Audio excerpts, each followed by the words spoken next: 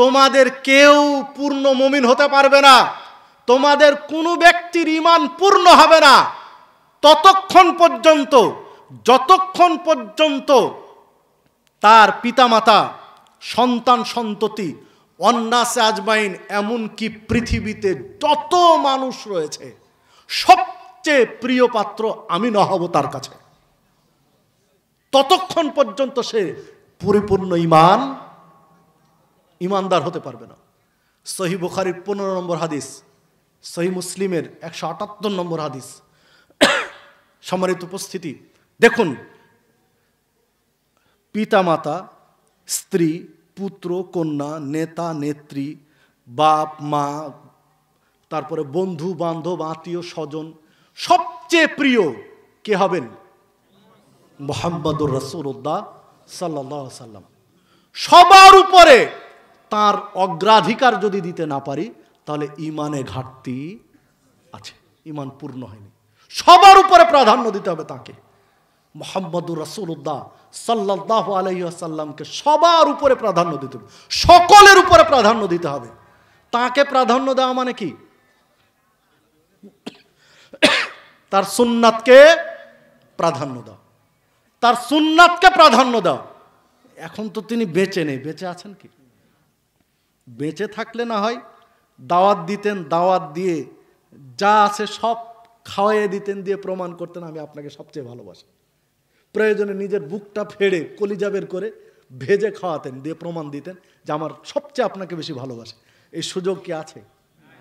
তাহলে কি দিয়ে প্রমাণ করবেন? তার সুন্নাত মেনে, তার সুন্নাত মেনে প্রমাণ দিতে হবে যে আমি আপনাকে সবচেয়ে বেশি ভালোবাসি। যদি এটা না হয় তাহলে ঈমানে এখনো ঘাটতি আছে।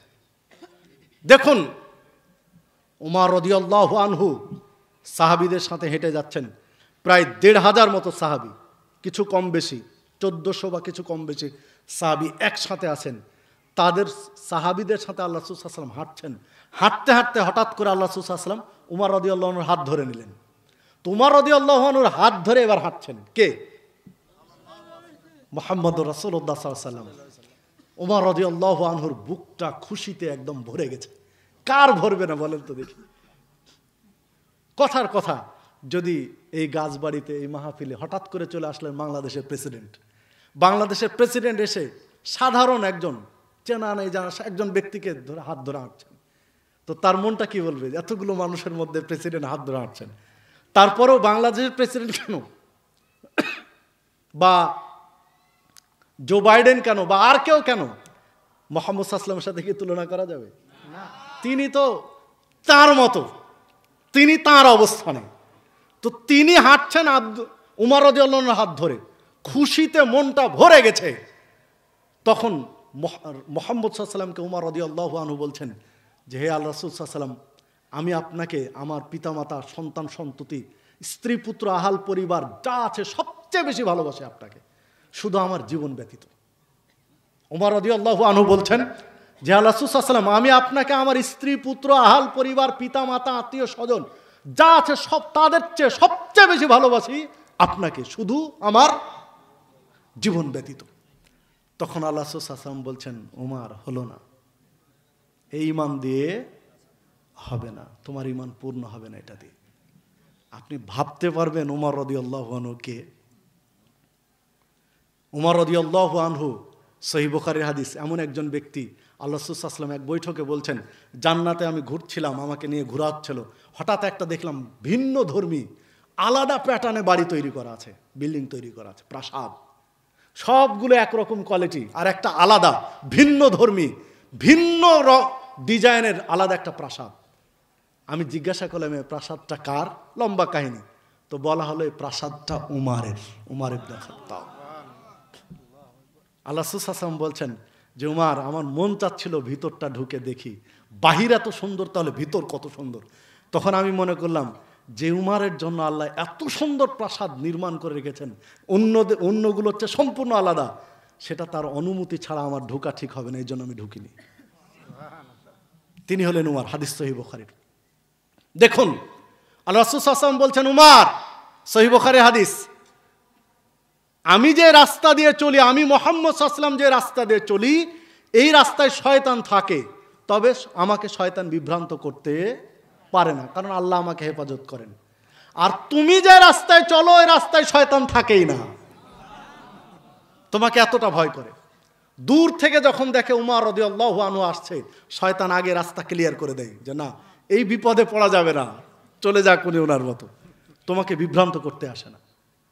ইনি হলেন উমর রাদিয়াল্লাহু আনহু। আর রাসূল সাল্লাল্লাহু আলাইহি ওয়াসাল্লাম বলছেন, লাউ কানা বাদি নাবিয়ুন লাকানা উমর, আমার পরে যদি কেউ নবী হতো তাহলে সেটা উমর হতো। মানে মুহাম্মদ সাল্লাল্লাহু আলাইহি ওয়াসাল্লামের পরে যদি নবী হওয়ার কেউ যোগ্য ব্যক্তি থাকে, তিনি হচ্ছেন উমর রাদিয়াল্লাহু আনহু। আর এক হাদিসে বলেছেন, হাদিস গ্রহণীয় সানাদে, আর এক হাদিসে বলেছেন যে উমারের জন্ম যদি বানী ইসরায়েলের যুগে হতো তাহলে নিশ্চিত উমর নবী হতো, কিন্তু আমার যুগে হওয়ার কারণে উমর নবী হয়নি, কারণ আমি খাতামুন নবিয়্যিন, আমি শেষ নবী, তাই উমর নবী হতে পারেনি। আর এক হাদিসে বলেছেন, রাসূলুল্লাহ সাল্লাল্লাহু আলাইহি ওয়াসাল্লামকে জিজ্ঞাসা করা হলো, স্বপ্নের একটা ব্যাখ্যা জানতে চাইলেন, স্বপ্নের একটা ব্যাখ্যা জানতে চাইলেন পোশাকের, যা কারো পোশাক মানে এই পর্যন্ত, কারো হাঁটু পর্যন্ত, কারো আরো নিচে, কারো ইত্যাদি। আর উমর রাদিয়াল্লাহু আনহুকে দেখছি মাটি হেঁচড়িয়ে পোশাক পরে যাচ্ছে, আল খেললে একদম মাটি হেঁচড়িয়ে যাচ্ছে, মানে অন্যদের চেয়ে সম্পূর্ণ আলাদা। এর অর্থ কি? তখন আল্লাহ রাসূল সাল্লাল্লাহু আলাইহি ওয়াসাল্লাম বলেন, এটা হলো উমারের জ্ঞান, মানে তোমাদের মধ্যে সম্পূর্ণ তার ব্যতিক্রম জ্ঞান, তার যে জ্ঞান দিয়েছেন আল্লাহ তোমাদেরকে সেটা দেননি। মানে মুসলিম উম্মার মধ্যে, সাহাবীদের মধ্যে জ্ঞানী সবচেয়ে ছিলেন। হাদিসে বোঝা যায় উমর রাদিয়াল্লাহু আনহু, ওই হাদিসে ইঙ্গিত, হাদিস সহিহ বুখারীর। সম্মানিত উপস্থিতি, যে উমর রাদিয়াল্লাহু আনহুর এত মর্যাদা, যে উমর রাদিয়াল্লাহু আনহুর এত সম্মান, রাসূলুল্লাহ সাল্লাল্লাহু আলাইহি সাল্লাম মারা গেলেন, কবর হলো মসজিদে নববীর সাথে তার গৃহে, আয়েশা রাদিয়াল্লাহু আনহুর গৃহে, আনহার গৃহে। তারপরে মারা গেলেন আবু বকর সিদ্দিক রাদিয়াল্লাহু আনহু, রাসূলুল্লাহ সাল্লাল্লাহু আলাইহি ওয়াসাল্লামের পাশে কবর হলো। পরে মারা গেলেন উমর ফারুক রাদিয়াল্লাহু আনহু, তার কবর হলো রাসূল সাল্লাল্লাহু আলাইহি ওয়াসাল্লামের পাশে। চতুর্থ খলিফা আলী রাদিয়াল্লাহু আনহু বিদায় নিলেন 40 হিজরিতে। এরপরে খলিফা হলেন মুয়াবিয়া রাদিয়াল্লাহু আনহু। এরপরে পর্যায়ক্রমে আরো কয়েক ধাপ পরে খলিফা হলো ওয়ালিদ, উমাইয়া খলিফা ওয়ালিদ। ওয়ালিদের শাসন আমলে এসে মসজিদে নববীর সংস্কার কাজ করতে গিয়ে কবর ভুসড়ে গেল, ধসে গেল কবর। মসজিদে নববীর সাথে তো কবর ধসে গেল। কবর যখন ধসে গেল তখন একটা পা বেরিয়ে গেল, কবর ধসে গিয়ে একটা পা বেরিয়ে গেল, পা অক্ষত। এবার তো বিপদের কথা, যারা কাজ করছিলেন তারা থমকে গেলেন, সবাই থতমত খেয়ে গেলেন, ইতস্তত বোধ করছেন যে এটা কি করলাম, কারণ এটা তো তাদের সাথে একটা বেয়াদবি করে ফেলছে আমরা। আরও সম্মান মর্যাদার সাথে আমাদের কাজ করা উচিত ছিল, যেন কবর না ধসে, কারণ এখানে মহান 3 জন ব্যক্তি শায়িত আছেন, মুহাম্মদুর রাসূলুল্লাহ সাল্লাল্লাহু আলাইহি ওয়াসাল্লাম, তারপর আবু বকর সিদ্দিক, উমর ফারুক রাদিয়াল্লাহু আনহুমা। তখনও 2-1 জন সাহাবী বেঁচে আছেন, কয়েকজন সাহাবী বেঁচে আছেন। ডাকা হলো সাহাবীদেরকে যে আসো, যে এটা কার সাথে দুর্ব্যবহার হয়ে গেল আমাদের অজান্তেই। তারা এসে, যারা বেঁচে ছিলেন তারা পা দেখে বলছেন যে এই পা হলো উমর রাদিয়াল্লাহু আনহুর, কারণ আমরা তাকে খুব ভালো করে চিনি। মানে তিনি মৃত্যুবরণ করেছেন, তিনি মৃত্যুবরণ করেছেন মোটামুটি 25 হিজরির দিকে, কিছু কম বেশি। 25 হিজরি 5 আর 12, তাহলে 12 আর 5 17, 40 হিজরিতে খেলাফত শেষ, 40 হিজরি 17 মানে 23 হিজরির দিকে, 23 সাড়ে 23 হিজরির দিকে উমর রাদিয়াল্লাহু আনহু মারা গেছেন। আর এই ঘটনা ঘটছে তারও প্রায় অন্তত 40 বছর পরে, তারও প্রায় 40 বছর পরের ঘটনা। 40 বছর পরে উমর রাদিয়াল্লাহু আনহুর পা বেরিয়ে গেছে, তো অক্ষত রয়েছে, কোনো চেঞ্জ নেই। ইনি হলেন উমর ফারুক রাদিয়াল্লাহু আনহু, পরে ঢেকে দেওয়া হলো। তো যে কথা বলছিলাম, উমর রাদিয়াল্লাহু আনহুর এত মর্যাদা, এত সম্মান। উমর রাদিয়াল্লাহু আনহু তার পরিবার, সন্তান সন্ততি, গোটা পৃথিবীর মানুষের চেয়ে বেশি ভালোবাসেন মুহাম্মদ সাল্লাল্লাহু আলাইহি ওয়াসাল্লামকে নিজের জীবন ব্যতীত। আর আল্লাহ রাসূল সাল্লাল্লাহু আলাইহি ওয়াসাল্লাম বলছেন, হলো না মানে এই ভালোবাসা দিয়ে হবে না, তোমার জীবনের চেয়ে বেশি ভালোবাসতে হবে। তখন উমর রাদিয়াল্লাহু আনহু ঘোষণা দিলেন, আল্লাহ রাসূল সাল্লাল্লাহু আলাইহি ওয়াসাল্লাম, এখন আমি স্বীকৃতি দিচ্ছি, আমি এখন ঘোষণা দিচ্ছি, আমি এখন থেকে আমি আপনাকে আমার জীবনের চেয়ে বেশি ভালোবাসি। আপনার সুন্নাতের জন্য, আপনার জন্য আমার জীবন দিতে হলে আমি জীবন দিতে প্রস্তুত আছি। তখন আল্লাহ রাসূল সাল্লাল্লাহু আলাইহি ওয়াসাল্লাম বলছেন, আল-আন ইয়া উমর, উমর এইবার হয়েছে, তোমার এইবার ঈমানের পূর্ণতা হয়েছে, তোমার জীবনের চেয়েও বেশি ভালোবাসতে হবে আমাকে, নিজের জীবনের চেয়ে বেশি ভালোবাসতে হবে মুহাম্মদ সাল্লাল্লাহু আলাইহি ওয়াসাল্লামকে। কারণ তার সুন্নাতকে ভালোবাসতে হবে নিজের জীবনের চেয়ে বেশি। যে প্রমাণ সাহাবীরা দিয়েছেন নিজের জীবনের চেয়ে বেশি ভালোবেসে প্রমাণ দিয়ে দিয়েছেন। আল্লাহ রাসূল সাল্লাল্লাহু আলাইহি ওয়াসাল্লাম বলছেন, লা ইউমিনু আহাদুকুম, তোমাদের কেউ পরিপূর্ণ ঈমানদার হতে পারবে না, হাত্তা ইউহিব্বা লিআখিহি মা ইউহিব্বু লিনাফসিহি, যতক্ষণ পর্যন্ত অপর ভাইয়ের জন্য তাই পছন্দ করবে যা নিজের জন্য পছন্দ করে। এই মানসিকতার না হওয়া পর্যন্ত ঈমানের পূর্ণতা হবে না। আরেকজন মুসলিমের জন্য আমি যেটা ভালোবাসি, আমি নিজের জন্য সেটাই ভালোবাসতে হবে। আমার নিজের জন্য যেটা ভালোবাসি, এটা আরেকজনের জন্য ভালোবাসতে হবে। এই মানসিকতার না হওয়া পর্যন্ত ঈমানের পূর্ণতা আসবে না। সম্মানিত উপস্থিতি, এই গাছবাড়িতে রিকশায় উঠেছেন, গাছবাড়ি থেকে রিকশায় উঠে ফুলবাড়িতে গিয়ে নেমে যাবেন, ভাড়া হয়তো বা 50 টাকা হয়েছে, পকেট থেকে 50 টাকার নোট যদি 10টা থাকে বা 2টা থাকে, তো 2টা 50 টাকার মধ্যে বাঁচতেছেন যে কোনটা একটু ছেঁড়া, কস্টেপ লাগানো, চলবে কিনা ভয় আছে। ওই 50 টাকা নোট দিলেন রিকশাওয়ালাকে, আপনার ঈমানে ঘাটতি আছে। আপনি হতে পারেন তাহাজ্জুদ গুজারি মানুষ, আপনি হতে পারেন হাজি সাহেব, হাজি গাজী মোল্লা মুন্সি, বছরে বছর উমরাকারী হতে পারেন, আপনার ঈমানে ঘাটতি আছে। কেন? ওই ছেঁড়া টাকাটা আপনার পকেটে থাকবে, ভালোটা যাবে তার কাছে। এই মানসিকতার না হওয়া পর্যন্ত ঈমানের পূর্ণতা আসবে না। সাহাবীরা ছিলেন, সাহাবীদের নীরব বিপ্লব এমনি ঘটেনি, তরবারির মাধ্যমে ইসলাম কায়েম হয়নি, আদর্শের মাধ্যমে ইসলাম কায়েম হয়েছে। জেএমবিরা যে সূত্র নিয়ে দিন কায়েমের চেষ্টা করছে, তারা ভুল সূত্রকে চেষ্টা করছে। তরবারির ঝলকানি দিয়ে দিন কায়েম হয়নি বাংলাদেশ, মানে পৃথিবীর মাটিতে। পৃথিবীর মাটিতে দিন কায়েম হয়েছে আদর্শ দিয়ে। মুহাম্মদ সাল্লাল্লাহু আলাইহি ওয়াসাল্লামের আদর্শ দিয়ে জয় করেছেন। সুমামা ইবনে ওসালকে মসজিদের খুঁটির সাথে বাধা আছে। মুহাম্মদ সাল্লাল্লাহু আলাইহি ওয়াসাল্লাম বলছেন, সুমামা কি অবস্থা তোমার? তিনি বলছেন কি, হুঙ্কার ছাড়ছেন, অমুসলিম নেতা হুঙ্কার ছাড়ছেন, ইন তাকতুল তাকতুল জাদামিন ওয়া ইন তুনিম তুনিম আলা শাকিরিন, হে মুহাম্মদ সাল্লাল্লাহু আলাইহি ওয়াসাল্লাম, তুমি যদি আমাকে হত্যা করো তো প্রতিশোধ নেওয়া হবে। কি হুঙ্কার! ও বন্দি, তাও আবার খুঁটির সাথে বাধা। যখন বলা হচ্ছে কি খবর, তখন বলছে আমাকে যদি মেরে ফেলেন তো প্রতিশোধ নেওয়া হবে। একাই আছে, বন্দি, বাধা আছে, তাও হুঙ্কার ছাড়ছে, কারণ নেতা মানুষ। ও বলছে আমাকে মেরে ফেলবেন, কি করবেন? আমার দল আছে, আমার জাতি আছে, আমার গোষ্ঠী আছে, তারা প্রতিশোধ নিয়ে নেবে। আর যদি আমার উপরে কৃতজ্ঞ হন, আমার উপরে দয়া করেন, তাহলে আপনার কৃতজ্ঞতা প্রকাশ করা হবে, আপনার দয়ার মর্যাদা দেওয়া হবে। আল্লাহ রাসূল সাল্লাল্লাহু আলাইহি ওয়াসাল্লাম কিছুই বললেন না। 3 দিন একই ঘটনা ঘটলো, 3 দিন পর্যন্ত বাধা, 3 দিন জিজ্ঞাসা করলেন, একই উত্তর দিলেন। তো আল্লাহ রাসূল সাল্লাল্লাহু আলাইহি ওয়াসাল্লাম কোনো ধমক দিলেন না, কিছু বললেন না। বলতে পারতেন যে বেয়াদব, তুমি বাধা আছো, তুমি আমাকে শাসন করছো, শাসাচ্ছ, কোনো হুঙ্কার দেননি, কিছুই বললেন না তাকে। 3য় দিন সাহাবীদেরকে বললেন, ছেড়ে দাও সুমামাকে, চলে যাক ওর দলের কাছে। সাহাবীরা অবাক, যে লোকটা বাধা অবস্থায় হুঙ্কার ছাড়ছে তাকে বকা দিলেন না, উল্টা বলছেন ছেড়ে দাও, চলে যাক তার কওমের কাছে। ছেড়ে দিলেন সাহাবীরা। সুমামা ইবনে ওসাল চলে যাচ্ছেন রাস্তা দিয়ে হেঁটে। এইবার কিছু দূর গিয়ে ভাবছেন যে আমি যাচ্ছি কোথায়? পৃথিবীতে মানুষ দেখেছি, তবে এই রকম ব্যতিক্রম মানুষ দেখিনি যা মুহাম্মদ সাল্লাল্লাহু আলাইহি ওয়াসাল্লামকে দেখলাম। যাচ্ছি কোথায়? কিছু দূর গিয়ে আবার ঘুরে আসলেন ব্যাক করে মসজিদে নববীতে। সাহাবীরা বসে আছেন। সুমামা ইবনে ওসাল এসে বলছেন, আমার কাছে সবচেয়ে নোংরা ধর্ম ছিল ইসলাম, কারণ এই ইসলামের প্রচারক হলেন আপনি। সবচেয়ে খারাপ ধর্ম ছিল। আর এখন আমার কাছে সবচেয়ে প্রিয় ধর্ম, খাঁটি ধর্ম হলো ইসলাম। আমার কাছে সবচেয়ে খারাপ রাষ্ট্র ছিল মদিনা, কারণ এখানে আপনি থাকেন। আর এখন আমার কাছে সবচেয়ে প্রিয় রাষ্ট্র হচ্ছে মদিনা। আমার কাছে সবচেয়ে খারাপ মানুষ ছিলেন আপনি, আর এখন আমার কাছে সবচেয়ে ভালো মানুষ আপনি। আপনাকে ছেড়ে আমি কোথায় যাব? আমি যেতে চাই না। আপনি হাতটা বাড়ান, আমি কালেমায়ে শাহাদাত পাঠ করে মুসলিম হতে চায়, আপনাকে ছেড়ে আমি যেতে চাই না। সুমাম ইবনে ওসাল অমুসলিম একজন নেতা ইসলাম গ্রহণ করলেন। তরবারি দিয়ে হয়েছে না আদর্শ দিয়ে? আদর্শ দিয়ে হয়েছে। তো যে কথা বলছিলাম, নিজে যা পছন্দ করি অন্যের জন্য তাই পছন্দ করতে হবে, এই দৃষ্টান্ত সাহাবায়ে কেরাম রেখে দিয়েছেন, প্রমাণ করে দিয়েছেন।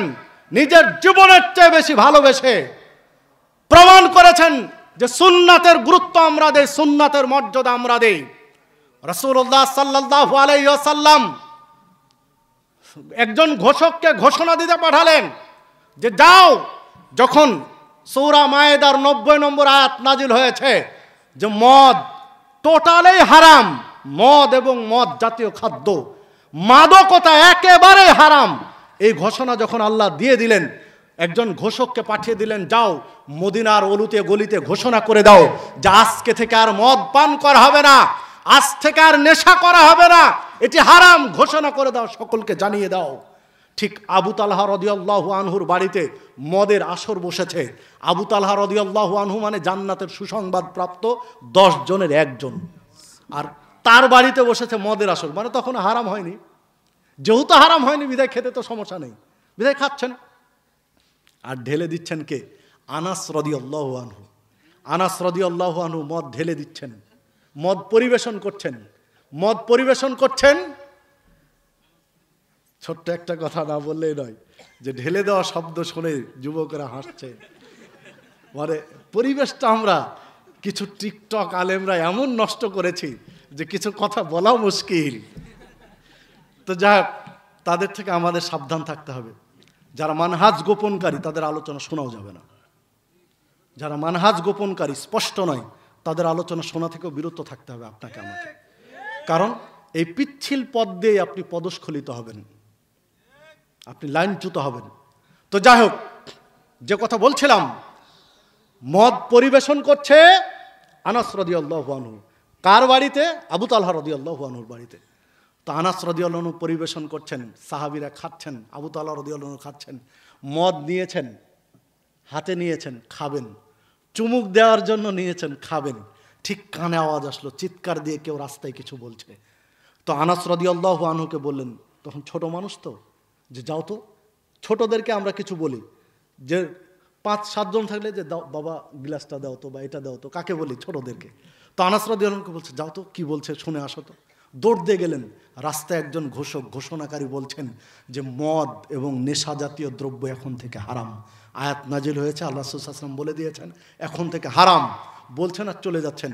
উনি দৌড় দিয়ে আসলেন এই জন্য, যেহেতু উনি পরিবেশন করে গিয়েছেন, মদ পরিবেশন করে গিয়েছেন, বিধায় এখন তো ওরা খাচ্ছেন, দ্রুত নিষেধ করতে হবে, যেহেতু হারাম এখন থেকে।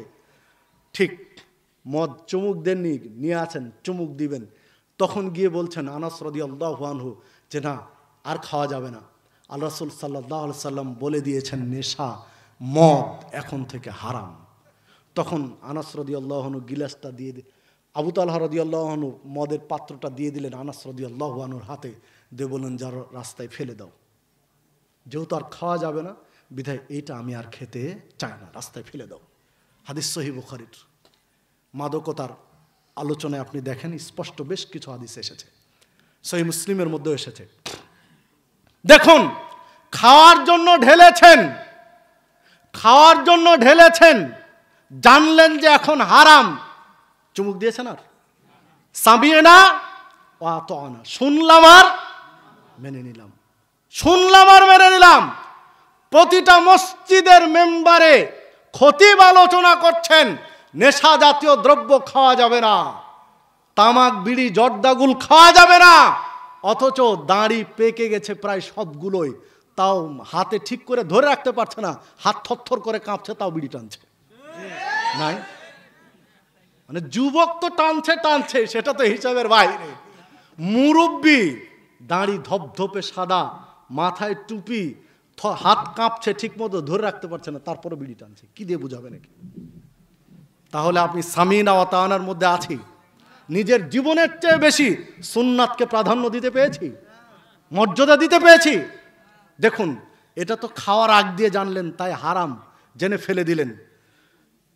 হুদায়বিয়ার খায়বারের যুদ্ধ থেকে সাহাবীরা ফিরছেন, ক্ষুধা লেগেছিল, বিশ্রাম নিচ্ছেন, গৃহপালিত গাধা জবাই হয়েছে, পাতিলে টকবক টকবক করে গোস্ত ফুটছে, রেডি, এখন পাতিল নামাবে না, সাহাবীরা খাবেন। আল্লাহ রাসূল সাল্লাল্লাহু আলাইহি ওয়াসাল্লামের কানে খবর দেওয়া হলো, তিনি সাহাবীকে বলে পাঠালেন, যাও বলে দাও গৃহপালিত গাধার গোস্ত হারাম। এসে জানিয়ে দিলেন গৃহপালিত গাধার গোস্ত হারাম। দীর্ঘ পথ পাড়ি দিয়ে হেঁটে এসেছেন, পেট চোঁচো করছে ক্ষুধায়, রান্না রেডি তাও আবার গোস্ত, রান্না রেডি তাও আবার গোস্ত। আর এই সময় যদি বলে এটা খাওয়া যাবে না, তাহলে বলেন তো মেনে নেওয়া যায়?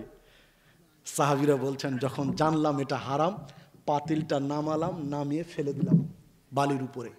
যেটা খাওয়া যাবে না ওই জিনিস পাত্রে রাখবো না, কারণ যদি পাত্রে রাখি তাহলে যদি ঈমান দুর্বল হয়, শক্ত না হয়, তাহলে বিভ্রান্ত হবে, মনে হবে একটু অন্তত আজকে একটু খাই, বাঁচার জন্য একটু খাই, রাখবই না, পাতিলে ফেলে দিলেন।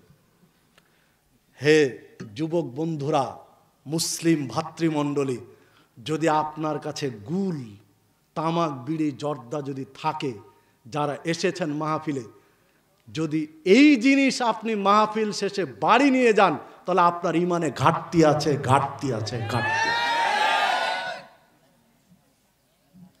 জানার পরে, হাদিস শোনার পরে, যদি আপনি আপনার পান, জর্দা দিয়ে তৈরি করা পান এখনো নিজের কাছে রেখে দেন, আপনার ঈমানে ঘাটতি আছে। আপনাকে ফেলে দিয়ে যেতে হবে আজকে থেকে, তওবা করে যেতে হবে, আর জিন্দেগিতে খাবো না। আপনি মুসলিম, কি চমৎকার, আপনি সালাতও পড়েন আবার ভিডিও টানেন, কি চমৎকার, আপনি তাহাজ্জুদও পড়েন আবার গুলো মারেন দাঁতে, কি চমৎকার, আপনি জর্দা দিয়ে পানও চাবান, আবার হজের সময় ঠিক কাবাও তো অফ করেন, কি চমৎকার, আপনি একজন পাক্কা সুদখোর আর মসজিদের সভাপতি, কি চমৎকার সিস্টেম। তো আপনার মতো সুদখোর সভাপতি দিয়ে কি উন্নয়ন হবে মুসলিমদের? হ্যাঁ, আপনি হয়েছেন সুদখোর, মসজিদের সভাপতি, আর মসজিদের ইমাম সাহেব হলেন গাঁজাখোর, চোরে চোরে মাস্তুতো ভাই, মুসল্লির কোনো উন্নয়ন নেই। একটু খারাপ লাগতে পারে, গাঁজাখোর বললাম কেন? তামাক, বিড়ি, জর্দাগুল গাঁজা নয়? একই কোয়ালিটি, গাঁজা আর জর্দার একই কোয়ালিটি নয়?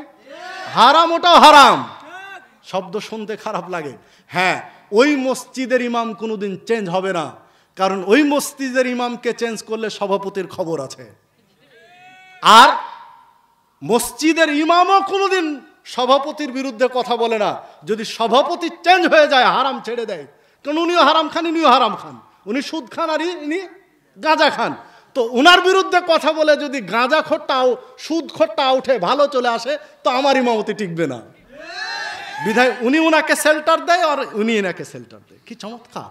বিধায় মুসল্লিদের কোনো উন্নয়ন হয় না।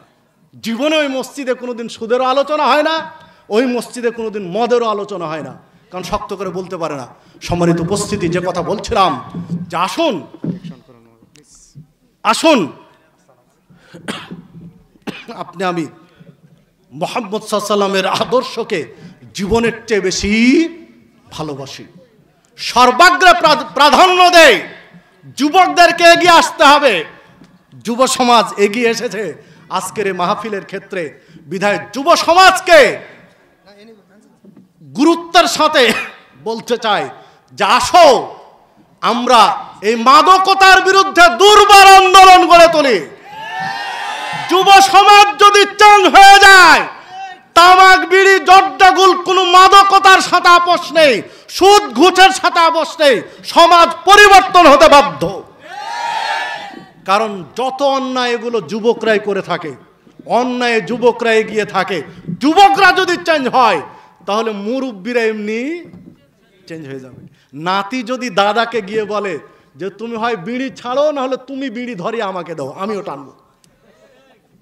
নাতি যদি দাদাকে গিয়ে বলে যে বিড়ি হয় ছাড়ো, আর না হলে তুমি বিড়ি ধরিয়ে দাও আমাকে দাও, আমিও টানবো, তাহলে দাদা ছাড়তে বাধ্য নয়? ছাড়তে বাধ্য। সম্মানিত উপস্থিতি, যে কথা বলছিলাম যে আসুন আমরা একটু পরিবর্তন করি, সমাজটা চেঞ্জ করার চেষ্টা করি। যদি আমরা নিজেরা চেঞ্জ হওয়ার চেষ্টা করি, তো আল্লাহ চেঞ্জ করে দিবেন ইনশাআল্লাহ। আলোচনার এই পর্যায়ে এসে আপনাদেরকে উদাত্ত আহ্বান জানাই যে যুবকদের, এই তরুণ যুবকেরা আল ইসলামী দাওয়া সেন্টার করেছে, এর একটা খরচ আছে, তাই নয় কি? খরচ ছাড়া এই যে আজকের এই মাহফিলটা হচ্ছে, আগে খরচ করতে হয়েছে, তারপরে না মাহফিলটা কতদিন আগে থেকে এগুলো ছাপানো লেগেছে, তারপরে এই যে ব্যানার, পোস্টার, এই দাওয়াত, ডেকোরেশন সব কিছু মানে আগে বিনিয়োগ করতে হয়েছে, তারপরে মাহফিলটা হচ্ছে। যদি কোনো কারণে আজকের এটা মাহফিলটা বন্ধ হয়ে যেত, সব খরচ কিন্তু থেকে যেত না, সব খরচ থেকে যেত। বিধায় এই খরচে আপনাদেরকে সামিল হওয়া উচিত। কারণ আপনারা যদি এই খরচে সামিল না হন, যুবকরা যদি নিরুৎসাহিত হয়, তাহলে এই ধরনের চেঞ্জ, পরিবেশ পরিবর্তনের প্রেক্ষাপটগুলো কমে যাবে। যে সময় যুবকরা গান বাজনার অনুষ্ঠানে ব্যস্ত, ওই সময় তরুণ যুবকরা বেরিয়ে এসেছে সমাজ পরিবর্তন করতে, সমাজ সংস্কারের জন্য। এই ক্ষেত্রে আপনাকে আমাকে উদার হস্তে এগিয়ে আসতে হবে। শেখ চলে এসেছেন ডক্টর ইমাম হুসাইন হাফেজাহুল্লাহ, তিনি গুরুত্বপূর্ণ কথা বলবেন, তাকে বসিয়ে রেখে আমি বেশি কথা বলতে চাচ্ছি না, বা বলা উচিত নয়। তো যেহেতু ছোট্ট একটা বিষয় আমাকে তুলে ধরা হয়েছে, আমি কয়েক মিনিট, 4-5 মিনিটের মধ্যে আমি আলোচনা শেষ করে দিচ্ছি। আমি আপনাদেরকে উদাত্ত আহ্বান জানাবো, আপনারা কি চান না যে এই ধরনের দিনী বৈঠকগুলো হতে থাকুক, কন্টিনিউ হতে থাকুক, চান নাকি? বিধায় আপনাদের কাছে যুবক ভাইরা